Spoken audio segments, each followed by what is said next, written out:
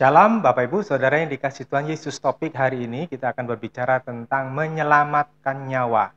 Ketika seseorang menginvestasikan hartanya pada suatu usaha, ia harus menghitung segala sesuatunya dengan cermat supaya jangan sampai merugi. Dalam ilmu ekonomi, ia harus memastikan bahwa IRR bisnisnya itu lebih besar daripada 25%, atau NPV itu harus bernilai positif dan besar nilainya, atau BC rasionya itu harus di atas 1, kalau bisa 2 atau 3 gitu ya. Dan payback periodnya itu kalau bisa kurang dari 5 tahun atau 4 tahun ya. Kalau ia seorang insinyur sipil, maka ia harus menghitung fondasi yang direncanakan itu dengan aman dan struktur konstruksi di atasnya juga harus aman. Ia akan melakukan soil investigation atau penyelidikan tanah untuk memastikan bahwa tanah yang dipijak bangunannya itu cukup keras. Kalau dia adalah seorang jenderal perang, ketika ia mau menggerakkan pasukannya, ia harus yakin strategi perangnya itu dapat mengalahkan musuh yang mungkin jauh lebih banyak atau lebih canggih dan pertahanan yang kuat. Ia akan mengumpulkan data-data intelijen supaya rencananya itu bisa seakurat mungkin. Ia harus menguji ketahanan dan loyalitas pasukannya supaya dapat berperang dengan baik. Nah, investasi suatu usaha atau proyek konstruksi atau peperangan yang tadi saya ceritakan itu selalu ada risiko gagal. Karena ada faktor-faktor X yang tidak terprediksi. Seperti ketika seorang arsitek Italia bernama Bonanno Pisano pada tahun 1173 membangun sebuah menara yang cantik yang kemudian dikenal sebagai Menara Pisa. Mungkin ini diambil dari namanya Pisano ya, yang tingginya 55 meter. Dan bangunan ini terdiri dari 8 tingkat. Pada abad yang ke-12, waktu itu ilmu tentang soil investigation atau penyelidikan tanah belum semaju sekarang. Mereka waktu itu belum punya alat bor atau alat sondir untuk menguji kekuatan tanah. Ketika Pisano menyelesaikan tingkat yang ketiga, para ahli bangunannya itu menemukan bahwa tanah di sekitar menaranya itu terlalu lunak untuk bangunan yang berat. Sehingga fondasi yang direncanakan oleh Pisano ternyata dibuat terlalu dangkal. Karena pembangunan sudah mencapai tingkat yang ketiga dan biaya yang dikeluarkan sudah cukup banyak, maka tidak mungkin dibongkar lagi dan memperbaiki fondasinya. Maka Pisano memutuskan pembangunan terus dilanjutkan. Tentu Pisano pada waktu itu berspekulasi bahwa bangunannya tidak terdampak besar walaupun daya dukung tanahnya itu rendah. Saya pikir Pisano belum mempunyai pengalaman tentang kegagalan konstruksi bangunan sehingga ia berani nekat melanjutkan pembangunan. Bangunannya telah berdiri sampai hari ini selama 850 tahun ya. Sang arsitek atau Bonanno Pisano tadi telah lama meninggal. Ia tidak sempat menyaksikan bahwa menaranya tiap tahun itu bertambah miring ya, makin miring beberapa senti. Dan pengukuran terakhir bangunan itu telah miring 5,5 derajat. Menara ini terancam runtuh suatu saat nanti. Bonanno Pisano hanyalah satu dari banyak orang yang kekurangan pengetahuan di bidangnya dan berdampak kerugian di masa depan. Orang-orang yang tidak berpengalaman dan tidak berpengetahuan yang baik itu suka bertaruh, suka gambling, mengabaikan resiko yang bisa dihadapi di kemudian hari. Ketika Adolf Hitler, pemimpin Jerman pada masa Perang Dunia Kedua, memutuskan memulai operasi militer terbesar di dunia pada waktu itu, tahun 1941, yaitu Operasi Barbarossa, ia berpikir bahwa ia bisa menghabisi Uni Soviet dalam waktu 1 bulan. Ya, pada waktu itu adalah musim panas tahun 1941. Karena dia mengira USSR pada masa pemerintahan Stalin itu dapat ditaklukkan dengan mudah, seperti saat mereka menaklukkan Prancis, Belgia, Belanda, dan Polandia pada waktu awal Perang Dunia Kedua itu, dia bisa menaklukkan dengan mudah. Tetapi kenyataannya pasukan Jerman dapat dibuat berantakan pada tahun 1943 dan Stalin bisa memukul mundur pasukan Adolf Hitler. Dan akhirnya malah mereka, yaitu Jerman, kalah telak dalam Perang Dunia Kedua. Berbeda dengan Alexander Agung dari Makedonia, ya sekitar 350 tahun sebelum Masehi, ia benar-benar memperhitungkan kekuatan Darius III dari Persia yang memiliki pasukan 2,5 kali lipat daripada pasukannya. Tetapi jenderal perang yang cerdas ini, Alexander Agung, punya strategi militer yang jitu, yang brilian. Ia dapat memanfaatkan kelebihan tombak panjang mereka yang disebut falang, sehingga Alexander berhasil menghancurkan Darius III dan pasukannya di pertempuran Gua Gemala. Nah, saudara, sikap gambling terhadap masa depan dan sikap berani ambil risiko juga dilakukan oleh banyak orang Kristen dalam menghadapi kekekalan. Saya yakin tiap orang Kristen, terutama Anda yang ada di jemaat ini, tahu tentang neraka dan surga karena saya sudah berkali-kali menekankan tentang hal ini. Tetapi kebanyakan terlalu cuek untuk memikirkannya. Sebagian karena kesulitan hidup yang menimbun hatinya untuk memikirkan sesuatu yang masih panjang, dan sebagian lagi karena ditimbun oleh kemewahan, kekayaan, kesenangan, atau ketenaran, atau kekuasaan. Kondisi ini pun juga menutupi mata rohani banyak orang Kristen. Mereka yang sedang menikmati keindahan dunia, menikmati kekayaan, kesenangan, biasanya akan malas mempertimbangkan risiko apapun di kekekalan. Bagi mereka, kekekalan itu masih seperti fata morgana, sesuatu yang tidak jelas. Nah, kita akan membaca Matius pasal 16, ayat 25 sampai 26. Karena siapa yang ingin menyelamatkan nyawanya akan kehilangan nyawanya, akan tetapi siapa yang kehilangan nyawanya, karena aku, ia akan mendapatkannya. Apa untungnya jika seorang memperoleh seluruh dunia tetapi kehilangan nyawanya? Atau apa yang bisa seseorang berikan sebagai ganti nyawanya? Sebab anak manusia akan datang dalam kemuliaan Bapanya bersama dengan para malaikatnya dan kemudian akan membalas setiap orang menurut perbuatannya. Bapak Ibu Saudara, di dalam Matius pasal 16 ini dilatar belakangi ketika Tuhan Yesus bercakap-cakap dengan para muridnya, ketika Petrus berani menyatakan bahwa Yesus adalah Mesias yang mereka nantikan. Tetapi Petrus dan kawan-kawan ternyata salah sangka tentang Mesias atau konsep Mesias yang mereka pahami. Mesias yang mereka pahami adalah seorang pahlawan perang seperti Alexander Agung dari Makedonia atau seperti Julius Caesar, seorang jenderal Romawi yang hebat yang menaklukkan banyak musuhnya. Mereka berharap bahwa Mesias yang mereka nantikan, Mesias Yahudi ini, akan datang untuk memimpin pasukan yang membebaskan orang-orang Israel dari penjajahan bangsa asing yang pada waktu itu dijajah oleh bangsa Romawi dari Italia. Lalu dengan tegas Tuhan Yesus menolak konspirasi itu karena berpotensi merusak rencana Bapa atas seluruh umat manusia. Ya, karena apa? Petrus berusaha menahan Yesus menyerahkan dirinya kepada para pemimpin Yahudi di Yerusalem. Bapak Ibu, saudara yang dikasih Tuhan Yesus, cara berpikir Petrus dan kawan-kawan itu pada waktu itu ya dianggap wajar seperti itu. Karena pemahaman mereka tentang Mesias seperti yang dimengerti oleh semua orang Yahudi pada zaman itu, yakni bahwa Mesiasnya adalah Mesias duniawi yang memerintah secara duniawi dengan cara militer. Tetapi misi Tuhan Yesus kan bukan urusan membangun kerajaan duniawi. Mereka menyangka jika mereka mengikuti Yesus, nasib mereka itu secara duniawi itu bisa berubah dari seorang yang miskin, nelayan yang miskin, ada yang harus menjadi seorang pemungut cukai yang dihina oleh banyak orang. Kemudian mereka berharap bisa menjadi orang-orang yang makmur. Misalnya Petrus, Yohanes, Andreas mengira dengan meninggalkan jala mereka dan perahu mereka, jika nanti ikut Yesus ketika Yesus jadi raja, maka mereka akan dapat memanfaatkan Yesus untuk menjadi pejabat negara yang terhormat di dalam kekaisaran Yesus yang nanti akan terbentuk. Itu kan mimpi mereka. Sehingga kesejahteraan mereka diharapkan bisa berubah menjadi makmur dan terhormat. Jadi Bapak Ibu Saudara, pada waktu Petrus dan kawan-kawan mengikuti Yesus, itu awal mulanya bukan karena mereka mengerti bahwa Yesus itu adalah Tuhan dan Juru Selamat yang mau menebus, menyelamatkan manusia untuk kembali menjadi miliknya Allah yang sejati. Tetapi mereka berpikir mereka bisa mengubah nasib mereka.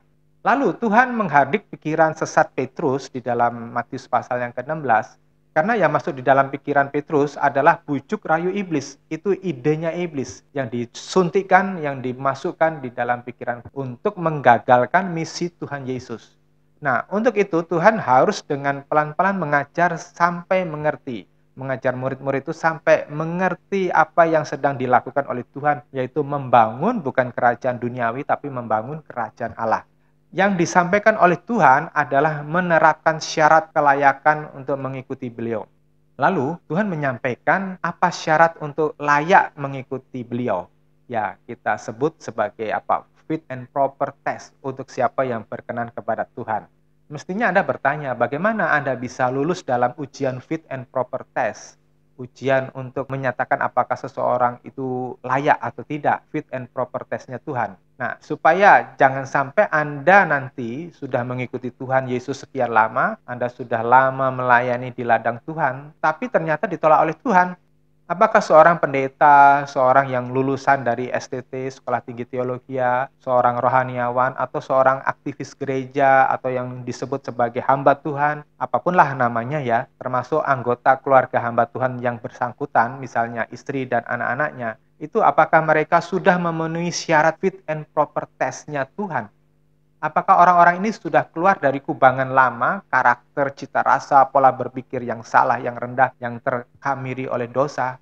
Pengalaman dalam hidup saya dan pergaulan dengan beberapa orang yang mengaku dirinya sebagai hamba Tuhan membuktikan tidak demikian, tidak seideal demikian.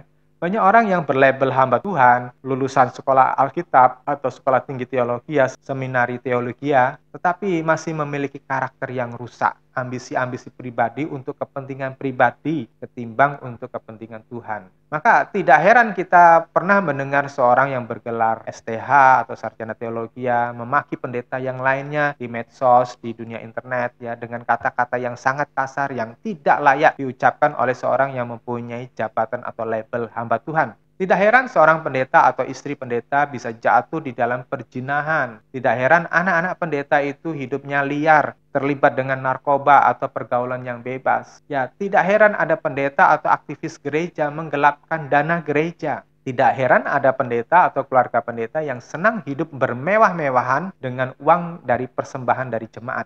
Saya mendengar dari teman saya, ada seorang pemuda anak pendeta yang terkenal di Indonesia, dan mungkin gerejanya adalah gereja yang terbesar di Indonesia.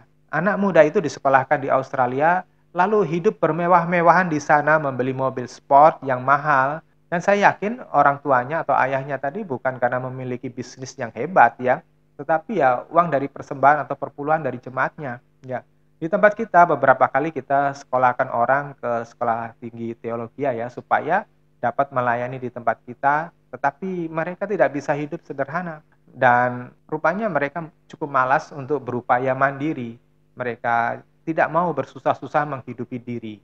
Mereka tidak mau berjuang. Mereka lebih suka menyadongkan tangannya meminta belas kasihan dari jemaat. Karena pola berpikir banyak orang kan seperti itu. Pendeta atau gembala atau pelayan Tuhan itu berhak untuk meminta dari jemaat. Mereka setidaknya itu masih punya mimpi untuk hidup nyaman, punya uang banyak dengan cara yang mudah. Karena tidak mendapatkan apa-apa yang mereka harapkan semula, akhirnya mereka pergi. Karena saya terus terang perlu mendidik orang-orang yang dipersiapkan untuk melayani itu dengan cara bagaimana Paulus berpikir, bagaimana cara pandang Paulus melayani Tuhan itu dengan benar. Ya, Paulus tidak pernah memikirkan untuk meminta uang dari jemaat. Paulus tidak pernah menyadongkan tangannya bermanja-manja atau bersantai-santai mengharapkan berkat dari jemaatnya. Paulus berpikir bagaimana dia bisa menghasilkan uang untuk memberkati keluarga Tuhan. Saudara, itulah beberapa contoh seseorang yang berpendidikan teologi pun belum tentu bisa menanggalkan nyawanya. Ya, salah satu bentuk kesenangan duniawi adalah keinginan mata dan keangkuhan hidup. Saya bilang itu susah, tidak gampang untuk dilepaskan. Beberapa waktu yang lalu saya pelayanan di salah satu provinsi yang mayoritasnya penduduknya adalah Kristen. Seorang teman saya di sana berkata bahwa ia banyak melayani pendeta-pendeta muda yang terikat dengan pornografi. Saya tidak heran pendeta pun masih ada yang punya selera demikian. Mereka tidak selektif dengan apa yang mereka tonton, bahkan menjadi kecanduan tontonan yang seronok tadi. Ya, ada pendeta-pendeta yang tidak bisa melepaskan diri dari kebiasaan mabuk, merokok, bahkan punya selingkuhan. Nah, melihat semuanya itu, saya selalu teringat kepada Mazmur 74 yang mengatakan bahwa bait Allah itu sudah dinajiskan, sudah dirusak oleh musuh, yaitu iblis, sampai ke taraf yang paling rendah. Kita telah menyaksikan banyak orang Kristen yang suka memakai topeng kemunafikan, berpura-pura kelihatan baik di depan orang lain, di depan jemaat, tetapi sebetulnya di dalamnya menyimpan kebusukan. Banyak orang Kristen datang ke gereja bukan mau mencari Tuhan dengan tulus, bukan mau menyembah Tuhan dengan tulus, bukan mau menyenangkan hati Tuhan. Biasanya mereka berharap bahwa mereka datang ke gereja itu akan bertambah rezekinya atau mendapat mujizat buat kesembuhan atau pengkabulan doanya, segala keinginannya bisa tercapai. Maka pengiringan banyak orang Kristen itu tidak banyak beda dengan orang-orang yang menyembah berhala, orang-orang yang tidak mengenal jalan Tuhan. Para penyembah berhala kan memanfaatkan berhalanya atau setan untuk dimanfaatkan buat mendapatkan kesuksesan, kemakmuran, kesejahteraan, kesembuhan, ya kan? Atau pengkabulan doa-doa yang mereka panjatkan, misalnya ingin punya anak, ingin punya jodoh, naik jabatan, ingin naik gaji, ingin supaya anak-anaknya itu nurut-nurut, mungkin punya anak yang bandel-bandel, yang nakal-nakal, atau membuat suami atau istrinya setia, tidak mudah selingkuh dan sebagainya. Itu memakai cara mistik, mengandalkan kuasa-kuasa kegelapan. Dan kebanyakan orang Kristen pun mengikuti cara yang serupa yang dilakukan oleh banyak orang kafir tadi. Nah, saudara, kebanyakan orang Kristen itu tidak mau belajar mengapa suatu kejadian yang buruk itu terjadi, atau mengapa jawaban Tuhan itu sepertinya tidak kunjung datang, jawaban yang diinginkan oleh yang bersangkutan tentunya. Maka tidak banyak orang Kristen yang menyadari untuk apa jika ia diberkati sehingga kaya raya, jika ia diberkati dengan kesehatan yang baik, jika ia diberkati dengan multi talenta termasuk bakat musik, bakat menyanyi, dan sebagainya, jika ia menduduki suatu jabatan yang tinggi, dan lain-lain. Terus terang saya hanya melihat sedikit sekali orang yang menyadari, termasuk pendeta sekalipun, untuk apa Tuhan memberkati yang bersangkutan. Saudara, jika seseorang itu menjadi pengkhotbah yang terkenal, artinya banyak orang yang menyukai dirinya karena mungkin dia mendapatkan tanda-tanda kesaktian, misalnya bisa mendoakan orang sembuh, ya punya karunia-karunia khusus, maka ia selangkah dijatuhkan oleh iblis jika ia tidak waspada. Menurut saya, sangat tidak bijaksana jika seseorang yang mengambil komitmen melayani Tuhan lalu memperkaya diri dari hasil persembahan jemaat, lalu hidup bermewah-mewah, bersenang-senang dari persembahan tersebut, lalu membeli barang-barang yang mewah dengan uang persembahan tersebut yang sebetulnya tidak terlalu prioritas kecuali hanya untuk menyenangkan mata, untuk keangkuhan hidup. Misalnya uang persembahan tersebut dipakai untuk membeli mobil mewah, rumah mewah, baju mewah, perhiasan mewah, jalan-jalan hanya untuk bersenang-senang saja, ya. Memang tidak ada larangan membelanjakan uang yang ia dapat sih, ya. Namun jika seorang pengkhotbah atau seorang hamba Tuhan memotivasi para jemaatnya memberi persembahan termasuk perpuluhan, lalu semua uang itu digunakan untuk keperluan pribadinya atau keluarganya, ya termasuk memberikan kemewahan buat anak-anaknya, itu adalah sebuah kesalahan fatal. Dan seperti nabi-nabi palsu di zaman Israel, pendeta-pendeta atau pengkhotbah-pengkhotbah ini di zaman now telah menistakan nama Tuhan dengan memakai nama Tuhan untuk memuaskan keinginan daging, keinginan mata, dan keangkuhan hidupnya. Bukankah uang yang ia belanjakan adalah milik Tuhan dan kita ini hanya punya hak kelola? Bukankah di desa-desa itu banyak sesama pendeta hamba Tuhan yang sangat berkekurangan dan pasti membutuhkan bantuan? Bukankah di provinsi-provinsi atau di daerah-daerah Kristen banyak anak-anak jemaat yang ekonominya minus, tidak bisa sekolah, berpendidikan rendah, kurang gizi, dan ada dari mereka yang diperdaya oleh orang-orang beragama lain, anak-anak mereka diambil untuk disekolahkan di kota lain, tetapi sebetulnya untuk dicuci otaknya dan disesatkan pikirannya. Saya pikir di manakah hati nurani para pendeta yang berkelimpangan harta, yang kemudian lantas bersenang-senang di atas kekayaan tersebut, ya. Sekalipun kita ini sudah berpendidikan teologi, ya, sudah mendapatkan nama pendeta besar, tetapi tetap sifat manusiawi lamanya itu bisa muncul kembali.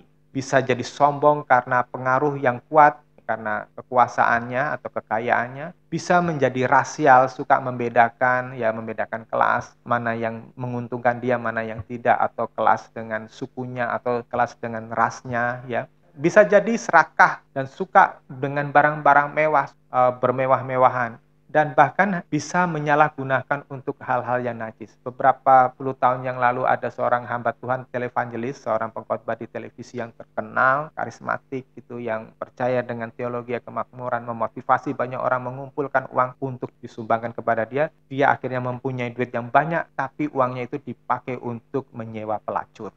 Di dalam Matius pasal 16 ayat 25 sampai 27 tadi, Tuhan mengingatkan, karena siapa yang ingin menyelamatkan nyawanya, ia akan kehilangan nyawanya. Nyawa di Matius pasal 16 ayat 25-26 ini, itu berbicara tentang segala sesuatu yang menawan hati seseorang. Segala sesuatu yang memberi pesona atau pengaruh kuat kepada jiwa seseorang. Sehingga orang tersebut begitu kepincut atau terpesona kepada yang dipesona tersebut, ya, dan tidak mudah untuk melepaskan diri daripada si pemberi pesona tadi. Kalau yang mempesona itu adalah perkara-perkara duniawi, kemewahan duniawi, maka kemewahan duniawi itu bisa menghipnotis, bisa mencengkram hatinya sehingga dia nggak bisa bebas dari pesona tersebut. Kalau yang mempesona itu adalah Tuhan, maka dia memberikan hatinya sepenuhnya untuk Tuhan, bahkan apapun tidak dipikirkan, apapun kemewahan di dunia ini tidak menarik hatinya kecuali Tuhan semata-mata.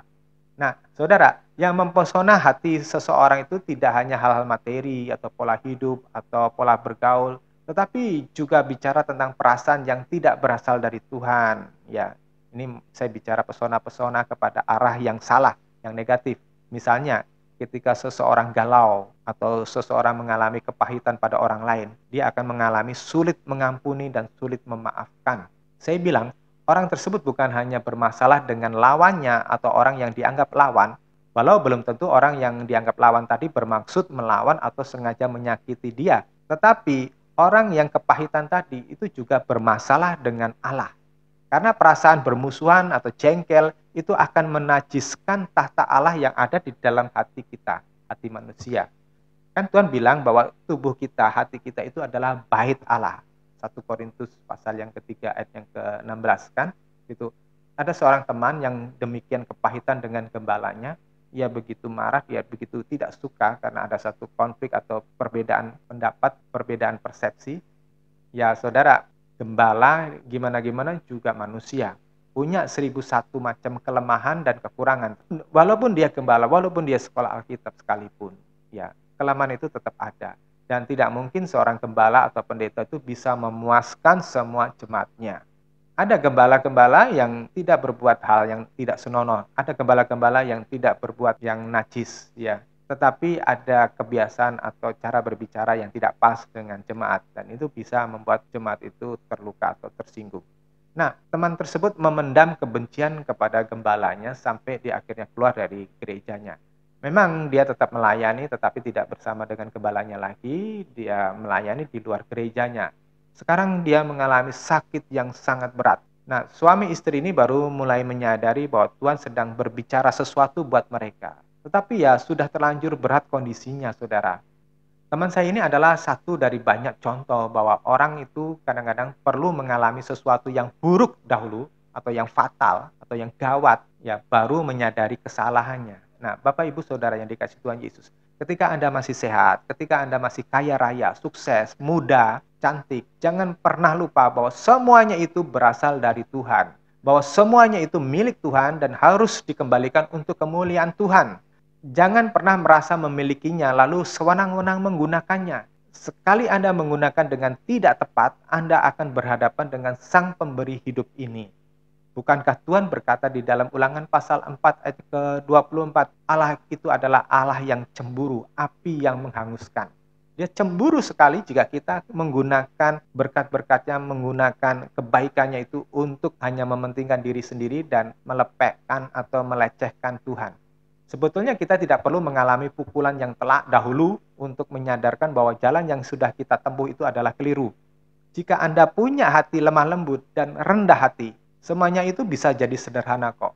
Cukup mendengarkan khotbah yang seperti ini yang saya bagikan kepada saudara. Walaupun tidak enak di telinga saudara, walaupun keras, ya.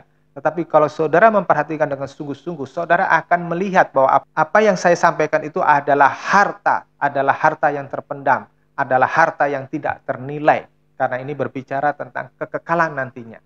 Nah, kalau saudara menyadarkan diri dan saudara bertobat sungguh-sungguh, saudara mau berubah, jangan biarkan terlambat menanggapi firman Tuhan yang mengubah Anda. Ya, jangan sampai Anda kehilangan kekekalan karena harganya terlalu mahal untuk Anda bayar nanti. Kita ini nggak perlu seperti Yunus ya, yang masuk ke dalam perut ikan dulu baru bertobat.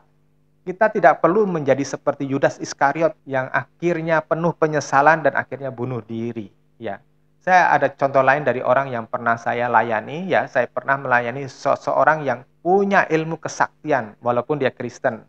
Dia berkata dia pernah bertapa mencari kesaktian dan bertemu dengan Ratu Pantai Selatan dan tentara-tentaranya di alam roh ya. Akhirnya dia mempunyai kesaktian bisa memukul orang dari jauh, dia punya kesaktian kebal ya.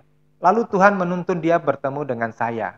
Saya layani dia, saya sampaikan bahwa apa yang dia lakukan itu adalah jalan yang salah. Akhirnya dia sadar, ya. Dia mau melepaskan ilmunya dan meminta untuk saya bisa melepaskan. Saya beberapa kali melayani pelepasan dia, ya setiap kali saya menopangkan tangannya atas tubuhnya, menyentuh kulitnya, ia kelejotan, berguling-guling dan dia berkata bahwa tangan saya ini panas sekali seperti bara api ketika menyentuh kulitnya. Jadi dia nggak tahan.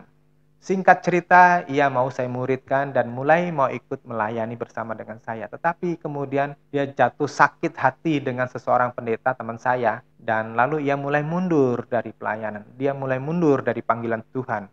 Berkali-kali saya memintanya untuk kembali kepada Tuhan, tetapi dia menolak. Dan iblis akhirnya kembali lagi seperti di Matius pasal 12 ayat 43 sampai 45, bahwa keadaan orang yang pernah dilepaskan, pernah dibersihkan dari kuasa-kuasa kegelapan itu tidak menjaganya, dia hanya membersihkannya sampai bersih, maka roh-roh jahat itu bisa kembali kepada orang-orang yang pernah dilepaskan tadi. Dan keadaannya teman saya tadi itu menjadi lebih parah, ia jatuh di dalam berbagai dosa kembali. Ya, 2 kali dia kena stroke sampai koma, dan Tuhan 2 kali menjawab doa kami untuk mengembalikan dia menjadi normal kembali dan tanpa cacat. Ya, persis seperti apa yang dialami oleh istri saya itu, kena stroke tapi tidak pernah cacat, ya tidak ada gangguan apapun, menjadi normal. Namun ia tetap tidak mau bertobat, ia tetap berjalan menurut kesenangannya sendiri. Ia memang masih baik sih sama saya karena masalahnya bukan dengan saya tapi dengan teman saya, tetapi ia tidak pernah mau kembali kepada panggilan Tuhan. Suatu hari ada orang menemukan dia tergeletak di jalan dalam kondisi pingsan, lalu membawanya ke rumah sakit. Ketika saya diberitahu keadaannya, saya berdoa untuk meminta belas kasihan Tuhan supaya diberi kesempatan yang ketiga. Tetapi Roh Kudus berkata bahwa ia telah menyia-nyiakan kasih karunia selama ini dan jiwanya tidak tertolong. Saudara, saya ingatkan Matius 16 ayat 26, apa untungnya jika seorang memperoleh seluruh dunia ini tetapi kehilangan nyawanya, atau apa yang bisa seseorang berikan sebagai ganti nyawanya. Saudara, banyak orang itu salah, keliru. Mereka berpikir mereka bisa bahagia dengan kekayaan. Mereka berpikir bisa bahagia dengan kekuasaan, dengan kemegahan, dengan kecantikan. Ya, padahal itu semuanya fana, itu fata morgana, dan itu hanya bisa dinikmati sesaat. Nah, saudara yang dikasih Tuhan Yesus, Tuhan mengatakan apa untungnya memperoleh seluruh dunia. Ada banyak orang yang menjadi sangat kaya di dunia ini dengan harta yang sampai triliunan, bahkan di atas triliunan sekalipun. Tetapi itu semuanya tidak membahagiakan dia. Ya, ketika Alexander mati pada umur sekitar 35 atau 36 tahun, masih muda pada waktu itu, dia sakit. Ya, tidak ada yang bisa menyelamatkan.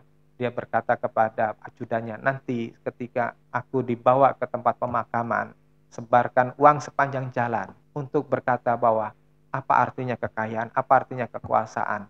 Dia tidak bisa memperpanjang umurku. Jika Anda mau merenungkan Matius pasal 16 tadi, maka Anda akan masuk dalam pengertian yang begitu mendalam bahwa kekayaan yang selama ini kita kejar-kejar, Anda bangga-banggakan dan jadi standar hidupmu, atau kekasihmu atau suamimu atau istrimu yang membuatmu mabuk kepayang dan membuatmu mampu menjual Tuhan Yesus, atau kesenanganmu, hobimu yang selama ini menyita waktumu sehingga engkau tidak memiliki waktu untuk Tuhan, atau kecantikanmu yang selama ini membuatmu bangga karena menjadi pujaan banyak pria dan selalu coba ditambahkan dengan berbagai upaya seperti make up yang mahal, operasi plastik, dan berbagai aksesori atau perhiasan yang mewah. Jika engkau mengetahui bahwa betapa berharganya hidup bersama dengan Tuhan dalam kekekalan, engkau akan tahu bahwa semua yang saya tadi contohkan itu tidak ada artinya. Jika engkau tahu betapa berharganya penebusan Kristus itu, engkau akan menyadari betapa tidak ada gunanya rasa sakit hati pada orang lain.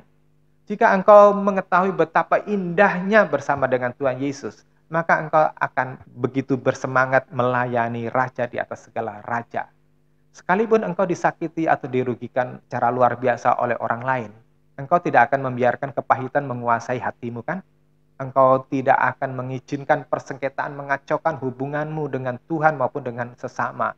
Engkau juga tidak perlu perdebatan teologis untuk mempertahankan keyakinanmu, karena engkau hanya mau menambahkan belas kasihan dalam hatimu. Saudara-saudara yang dikasihi Tuhan Yesus, janganlah ikuti jejak Yudas Iskariot yang mengambil jalan hidup semaunya sendiri, berjalan sesuai dengan pikirannya sendiri, yang akhirnya berakhir dengan penyesalan.